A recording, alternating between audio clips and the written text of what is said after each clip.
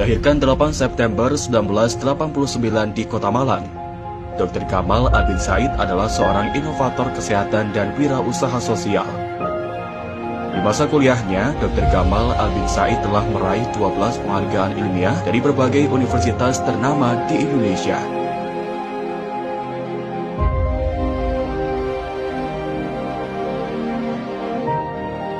Kisah seorang anak pemulung bernama Khairunisa yang meninggal di gerobak sampah ayahnya karena sakit diare dan tak mampu berobat memotivasi Dr. Gamal Albin Said mengembangkan berbagai inovasi kesehatan untuk mencapai visinya membuka akses layanan kesehatan kepada semua orang, khususnya mereka yang kurang mampu. Berbagai inovasi yang telah dikembangkan, diantaranya klinik asuransi sampah, Inmed, dan siapapeduli.id. Berbagai inovasinya telah membantu masyarakat yang kurang mampu untuk bisa merasakan manisnya layanan kesehatan. Dengan berbagai inovasi kesehatan yang telah dikembangkan, Dr. Gamal Albin Said menjadi pemuda pertama di dunia dan satu-satunya di Asia yang meraih penghargaan HRS The Prince of Wales Youth Sustainability Entrepreneur Award dari Kerajaan Inggris yang diserahkan langsung oleh Pangeran Charles. Tak hanya itu, lebih dari 50 penghargaan dan 12 diantaranya adalah penghargaan internasional dari Inggris, Jepang, Jerman, Korea Selatan, India, Thailand, Kamboja, Peru, dan Amerika Serikat. Selain itu, Dr. Gamal Albin Said juga masuk dalam satu di antara 50 inovator sosial paling berpengaruh di dunia. Berbagai tokoh-tokoh dunia juga ikut mengapresiasi karya Dr. Gamal Albin Said, termasuk di antaranya Presiden Rusia Vladimir Putin. Selain mengembangkan inovasi kesehatan, Dr. Gamal Albin Said juga aktif menjadi inspirator dan telah menjadi pembicara di 17 negara. Semua perjalanan Dr. Gamal Albin Said tersebut telah ditulisnya dalam buku yang berjudul Muda Mendunia, Era Baru Wirausaha Sosial dan Catatan Perjuangan Politik. Dapatkan bukunya dan jadilah pemuda yang mendunia. Nahdlatul Ulama di Kemenak yang tercatat 27.000 pondok pesantren. Muhammadiyah 106 tahun yang lalu Kiai Haji Ahmad Dahlan keluar rumah menawarkan perabot rumahnya untuk dijual untuk gaji guru-guru yang mengajar di sekolah Muhammadiyah. Tapi apa yang terjadi 106 tahun kemudian? Sekarang Muhammadiyah punya 12.000 sekolah, 180 universitas, 107 rumah sakit, 10 fakultas kedokteran dan melahirkan 700 dokter setiap tahun. Ketika kita semua berkumpul di sini, miliaran orang berkumpul dan berdoa kepada Tuhan, ya Allah, kembalikan aku ke dunia supaya aku bisa beramal soleh. Jadi semua kebaikan kita hari ini, usaha kita sehari ini, itu adalah upaya kita memastikan amal-amal kita melampaui usia kita.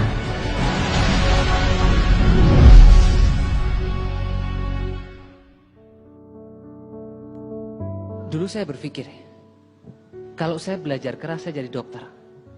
Kalau saya kerja keras saya bisa bangun perusahaan. Akhirnya saya sadar bahwa ada orang yang ikhtiarnya cukup, tapi hasilnya maksimal luar biasa sekali. Ada orang yang ikhtiarnya itu besar sekali, tapi hasilnya itu kecil sekali. Artinya ikhtiar itu prasyarat dan jangan sampai kita memberhalakan ikhtiar.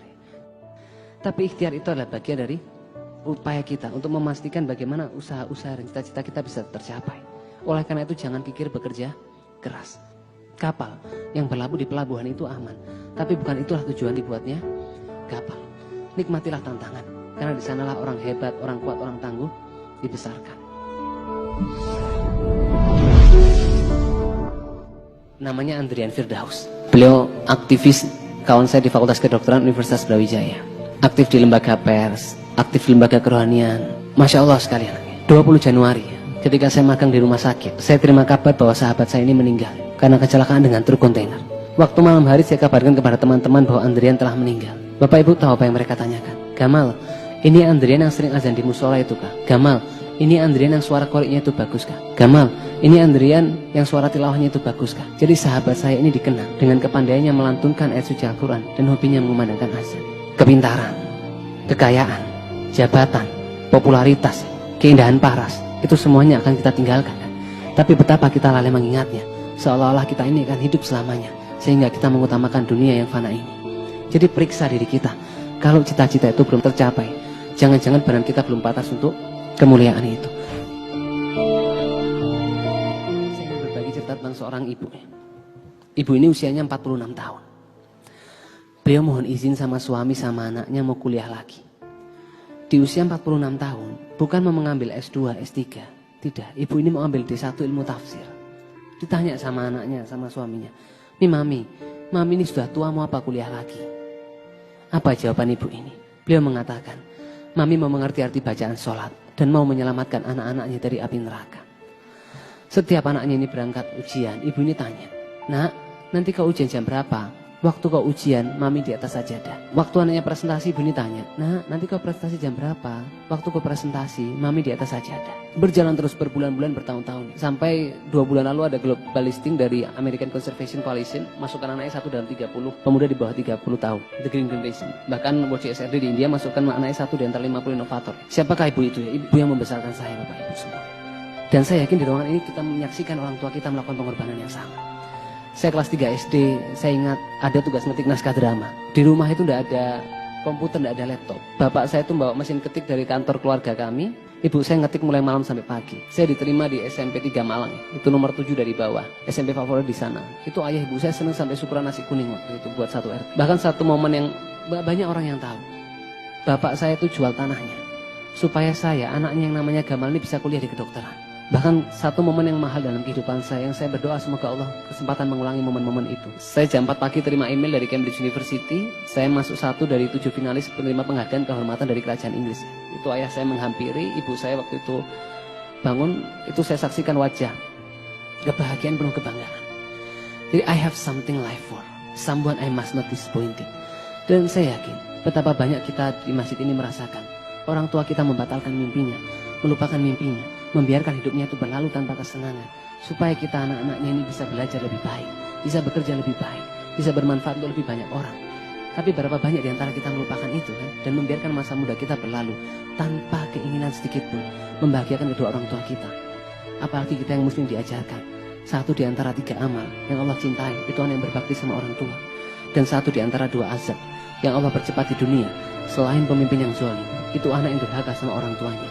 Maka terimalah dengan ikhlas bahwa cara kita memperlakukan kedua orang tua kita itu adalah pemberitahuan kepada Allah bagaimana Allah memperlakukan kita.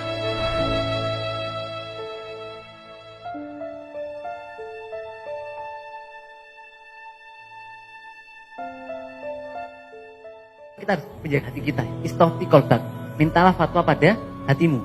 Hal-hal benar adalah apa-apa yang membuat hati ini tenang, dan hal-hal salah adalah apa-apa yang membuat hati ini gelisah. Biarkan semua yang kita lakukan itu tercukupkan dalam 2 kata untuk Allah.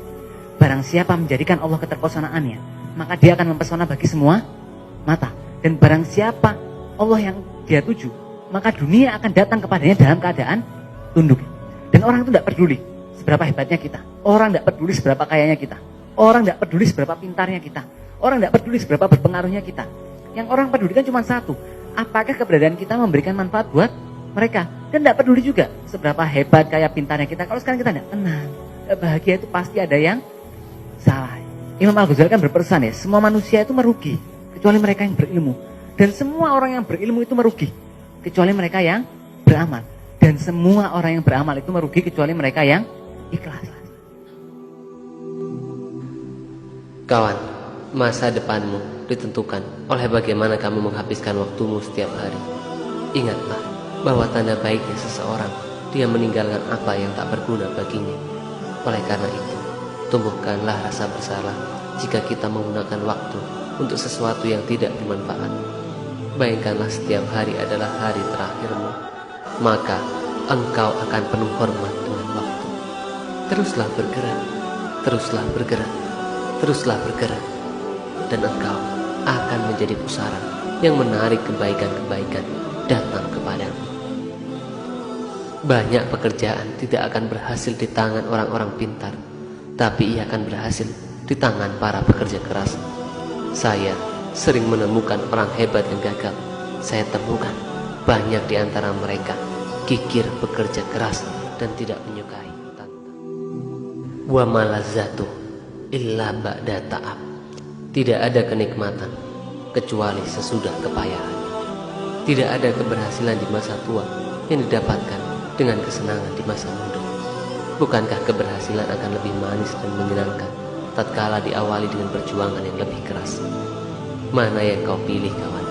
Lahir dari keluarga kaya, hidup bermanja-manja, bersenang-senang, bermalas-malasan, atau lahir dari keluarga sederhana, bekerja keras dengan tangan dan kaki sendiri, lalu mencapai keberhasilan yang mengagumkan dan memesona. Jika kita sudah bekerja dengan penuh keikhlasan dan kerja keras, lalu apa ada lagi yang lebih berarti?